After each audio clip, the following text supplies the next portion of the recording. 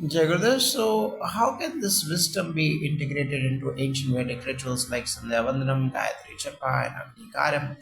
Jagrudev, as these rituals are not mere traditions, they are technologies for tuning consciousness.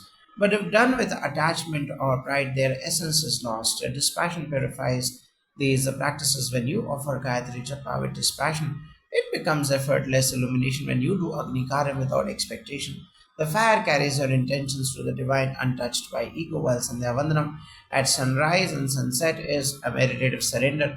This passion doesn't empty these acts, it sanctifies them.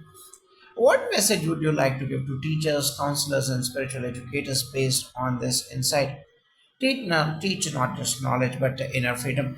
Let your presence embody its teachings. A student might forget your words but never forget how peaceful and free you were. Jagadev. Jagodev, yes, so how does this insight connect with the teachings of Yoga Vasistha or Bhagavad Gita? That is perfectly aligned. In the Yoga Vasistha, Rama is taught that dispassion or vairagya is the doorway to wisdom. In the Gita, Krishna repeatedly urges Arjuna to act without attachment. Verse 2.47 says, You have a right to action but not to the fruits. This is the Vedantic core, act with full intensity but no expectation. Gurudev says teachings brings these scriptures to life, not as philosophies but as a practical inner shifts anyone can live. What happens when a society begins to live this wisdom collectively? We create heaven on earth, a society that is abundant but not greedy, successful but not stressed, expressive but not aggressive. Such a society shines. Gurudev's vision is one of one world family where inner fulfillment dissolves outer conflict. That's why he emphasizes meditation, seva, music, and satsang not as events but as culture shapers. This passion becomes a fragrance that binds the world together where there is no possessiveness. Love flowers, and with love, abundance becomes natural. Now, Acharya, your final thoughts. How can one carry this wisdom into every breath?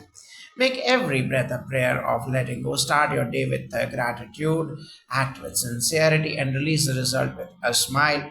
This transforms your karma into yajna or sacrifice, your work into worship. Gurudev's way is not of repression, it is of celebration. Celebrate this moment, trust life, know that you are already complete. What that when that becomes your felt experience, you walk as a master, serve as a child, and live as light, Jagudev. Jagudev, so how can a spiritual practitioner use this wisdom to support daily sadhana, especially when facing distractions or inertia? This teaching is like a thread of gold through the cloth of sadhana. People often ask, why should I do my kriya or meditation when I don't feel like it? This passion says, do it anyway, not for an outcome, but for the purity of the act. When you let go of mood, expectation, or result, sadhana becomes still, and that stillness, abundance enters, your energy lifts, and the mind clears. Creativity blossoms. Gurudev says, keep doing, you will see the magic unfold. Now, what role can temples, gurukuls, and dharmic institutions play in spreading this wisdom? They are custodians of the inner fire, but they must go beyond form. A temple should not just house a murti, it should awaken this passion in the seeker.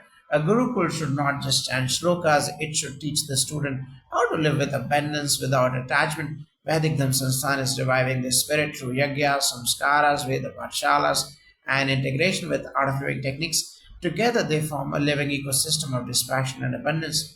If this message could be shared with every human being, what would you want them to know?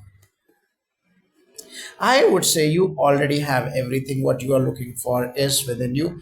This one truth has the power to end restlessness, conflict, and greed. If everyone, even for 1 minute a day, remembers that real abundance comes not from grasping but from letting go, the world would change. This passion is not emptiness. It is fullness so complete that it does not crave. When you touch that grace in meditation, it stays with you throughout the day.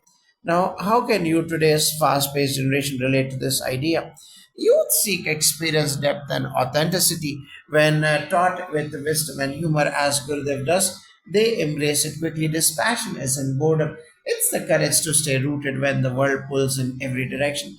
Young seekers today are awakening faster than we imagine. Give them the tools Sudarshan Kriya, Mantra Chapas, Gayatri Upasana, Upanayanam, Satsang, and explain not why they should, but how it sets them free. Then watch their inner abundance will shape a brilliance outer world.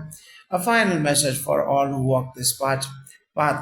Your heart knows what your mind forgets, that you are enough. Trust that space. Let your breath guide you home again and again. As Gurudev says, the one who has nothing to lose is invincible. Make that your mantra, not by renouncing the world, but by realizing you are more than this world. One last shloka or scriptural verse to encapsulate this truth. Yes, from the Bhagavad Gita, when one ceases attachment to sense objects and action to itself, having renounced all desires, that one is said to be established in yoga. This verse is a scriptural mirror of Gurudev's quote: when dispassion is born, abundance flows. When abundance is present, only dispassion can preserve it. They dance together like Shiva and Shakti.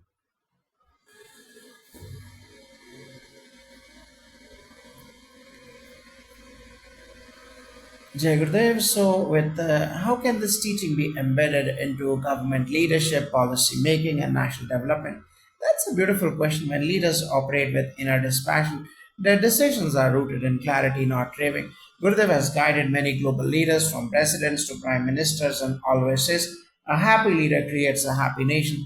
This teaching encourages value based governance, policies made without personal agenda, with the nation's upliftment in mind, attract prosperity and trust. When governance itself is seva, abundance naturally follows. This passion makes a leader incorruptible and deeply loved.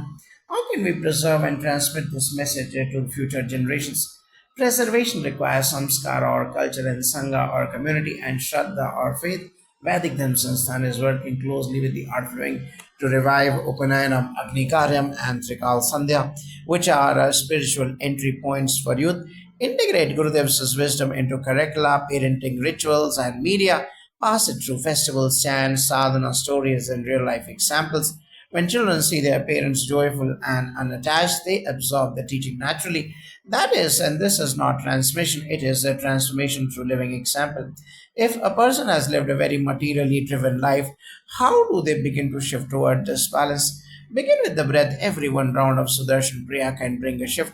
You may have chased success all your life, but what you truly seek is peace, connection, and purpose. This passion doesn't mean throwing away what you have built, it means reclaiming the freedom to enjoy it without fear for craving. Gurudev's programs like happiness programs, Sahat Samadhi program, and silence courses are designed exactly for this journey. You can begin now right where you are. So, how does this principle to apply the renunciates, monks, and lifelong spiritual aspirants? Even renunciation must be free of pride. True sannyasa is not in the ochre robe but in inner freedom.